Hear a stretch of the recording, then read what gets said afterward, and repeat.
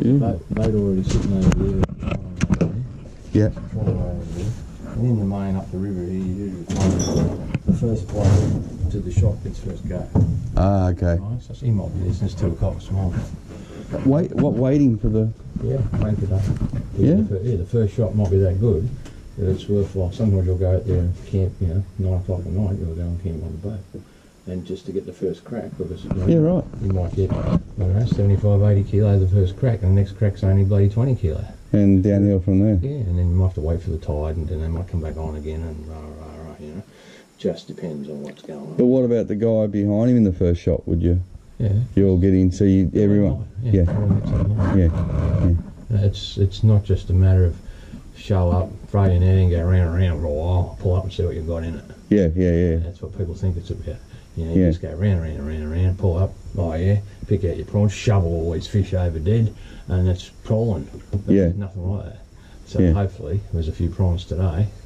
We'll get a run on it. We can show you what's going on. Well, I don't care if we have to go out a few times. It'd be good if you could, because it'll show some different things. You know what I was thinking that. Hard to capture it in one go. I've got an old GoPro there. I was thinking about grabbing. I was going to look. I trawled one up the other day. Hey? I trawled one up the other day. Did you? Yeah, still works. It still works. And I took it to Harvey Norman, and they got it apart for me because the herbs had silt in it. Yeah.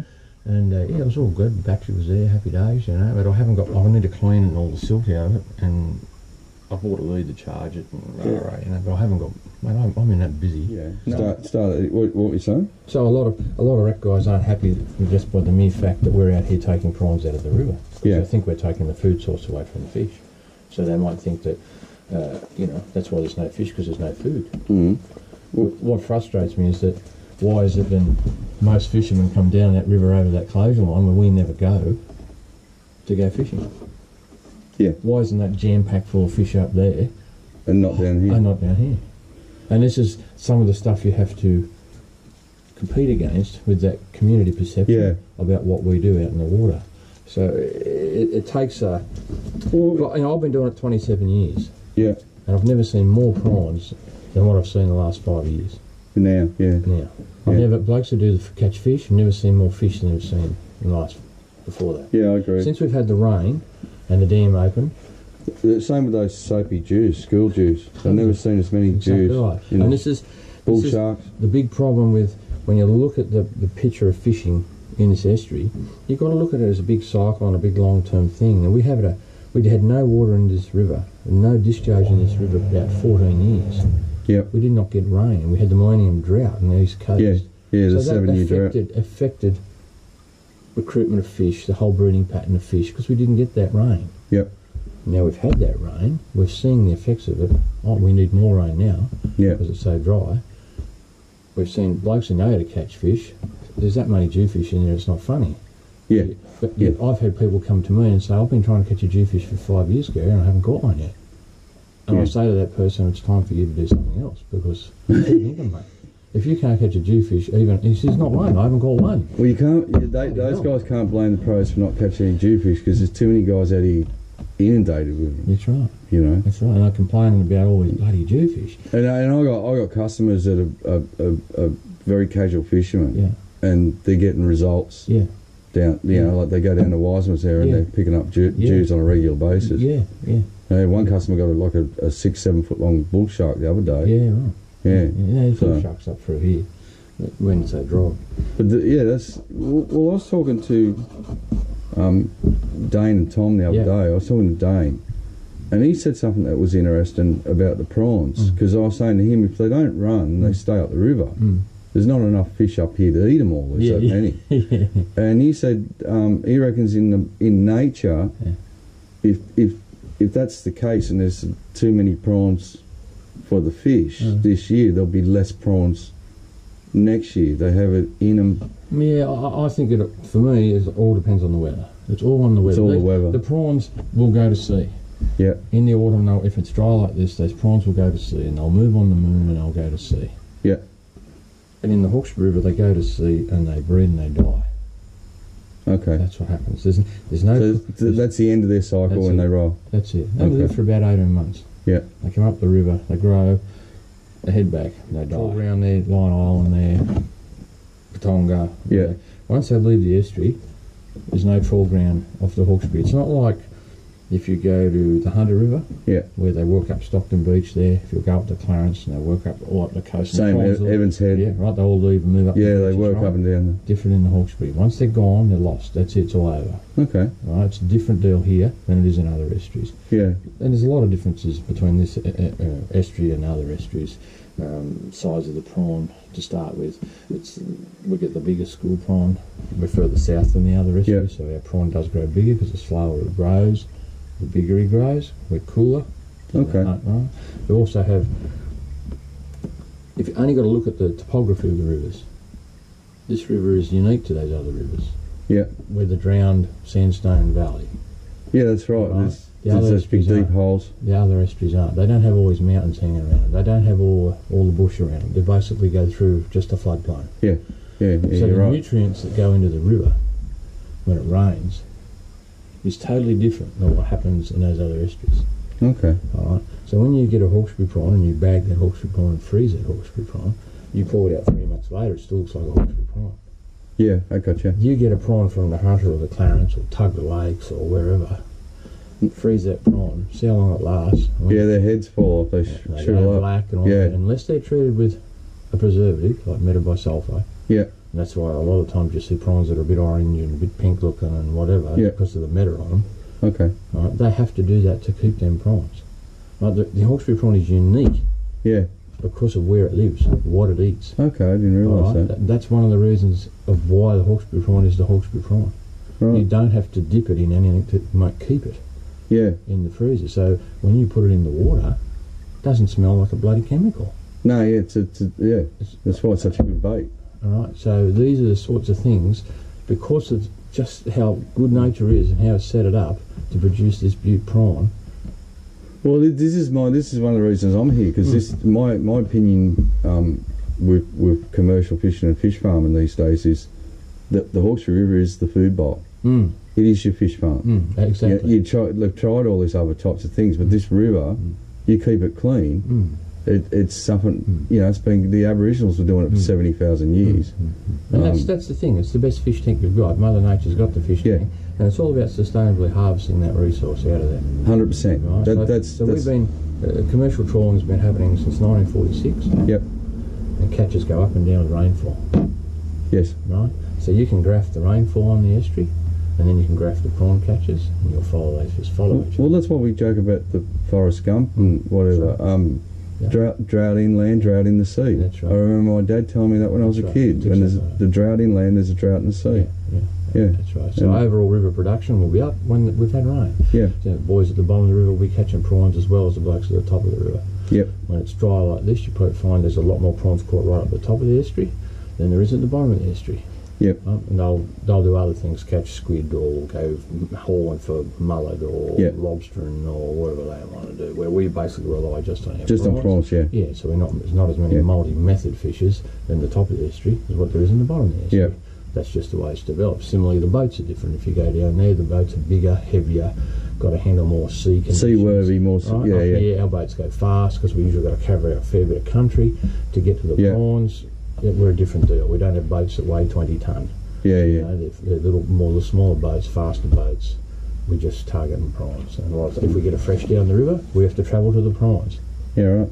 I'll just turn this on and off so I don't lose it. For anywhere where there's a major population, there must be no commercial fishermen. Because that resource should be left for recreational fishers. And they will be lobbying government in this next state election for closure of Hawkesbury, closure of Tugger Lakes, closure of all these places that are close to population centres, because those fish should be left for recreational purposes. Yeah, but what if the water quality, this is where I go back to, you got, like I was up at South Creek yesterday, there was four full-blown running pipes. Take a look at that. It's like a detergent. Yeah. One was running black. Yeah. Look at that, brown water here, black water coming out of that. One was running foam. Yeah. Look at this. All the way up South Creek. You shut it all down and you're still not going to have any fish, are you? This is the the fish tank out there, if you keep the fish tank in the condition it should be in and you sustainably harvest it, you can do this forever. It's not like digging out iron ore, it's not like digging out bauxite or uranium. No, this is a renewable resource. That's right, it keeps coming back. So, and I think over 70 years of fishing commercially with trawlers in this river, and our catches in the last 4 or 5 years have been terrific. Like, what more than the data that we have, and the data is there to show catches, to show the relationship between rainfall. Surely some years they're quiet because of weather conditions, but I don't want to overfish the place. No one does, because you want it for next year. That's right, but politicians play politics. Yeah. Unfortunately, in New South Wales now, there's only 830 commercial fishermen left in the whole of the state. When I started fishing 27 years ago, there were 5,300. That's right. Now, I say to people, just what number do you think would be right? Would it be 700 or 600? 500 or 400? 300? What's the magic number? We import 87% of our seafood now, so that means 13% we don't. Yes, some does get exported. So what, we just shut up shop, close the lot, import 100%, and everyone will be happy? Well, I won't be. Well, this is what people, seafood consumers, bait users, need to understand. Politicians will play politics.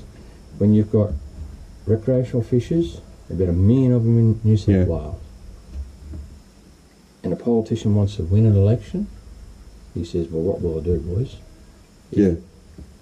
That's what frustrates me about how they play politics with people's lives. Well, look at the greyhound. Exactly right. Thing.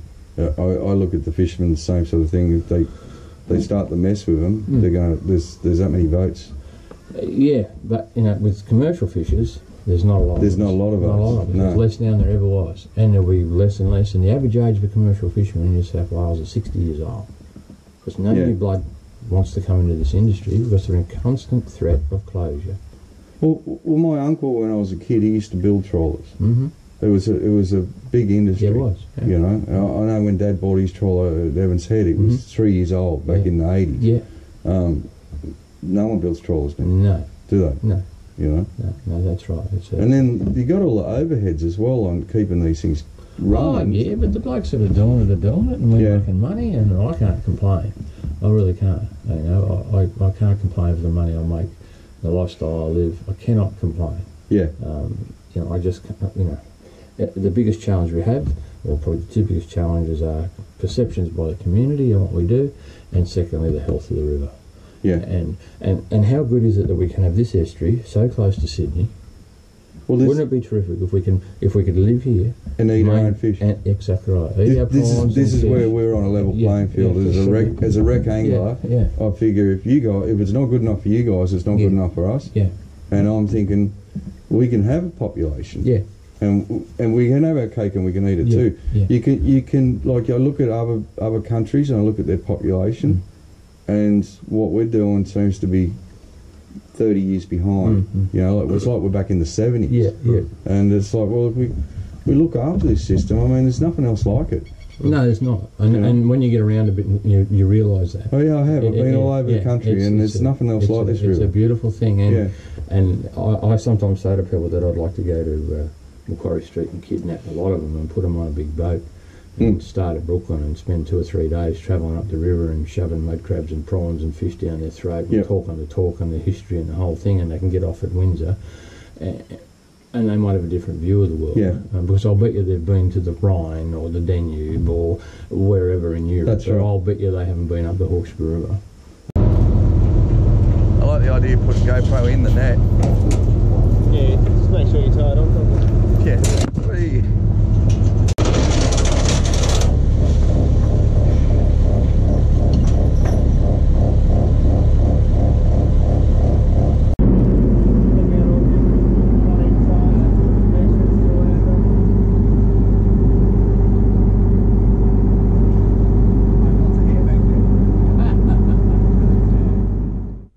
That's a good one.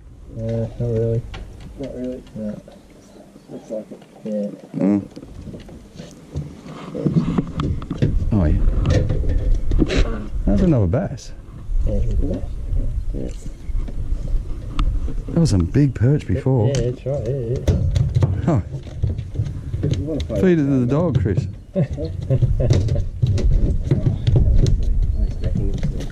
Where do you reckon they are? Around the side. Yeah, just along the jetty. Yeah, just jetty up.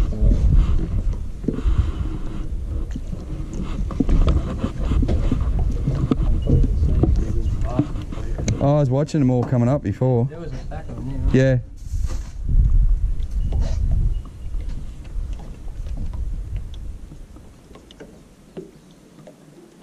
And they don't mind the noise, eh? I reckon No. every time they come looking for the noise. Like you make noise, they come I get the rod and like that. Yeah. It stirs them up. they come looking for it.